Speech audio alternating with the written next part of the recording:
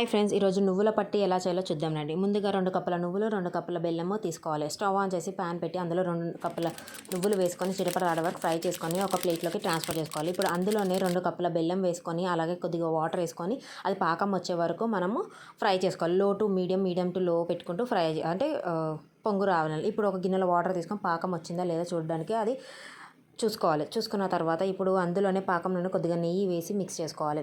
పక్కన ఓ ప్లేట్లో నెయ్యి అప్లై చేసి పెట్టుకోవాలి. ఇప్పుడు అందులోకి ఆ మిశ్రమంలోకి నువ్వులు వేసి మిక్స్ చేసుకోవాలి. ఇప్పుడు ఆ ప్లేట్లో ఈ నువ్వులు అనేసి వేసేసి అలాగే చపాతీ కర్రకి కొద్దిగా నూనె కానీ లేదంటే నెయ్యి కానీ అప్లై చేసి ఇట్లా ఈవెన్గా స్ప్రెడ్ చేసుకోవాలి. ఈక్వల్గా స్ప్రెడ్ చేసుకున్న తర్వాత ఒక చాకుతోని మనం స్క్వేర్ బాక్స్ కానీ లేకపోతే మనకి ఇష్టమైన షేప్లో కట్ చేసుకొని పెట్టుకోవాలి. ఇప్పుడు ఇలా పెట్టినప్పుడు మనకి వెళ్ళకపోతే చపాతీ తీసే సలాతం కానీ లేదంటే చాకు కానీ దాని హెల్ప్ తీసుకొని మనం తీయొచ్చు.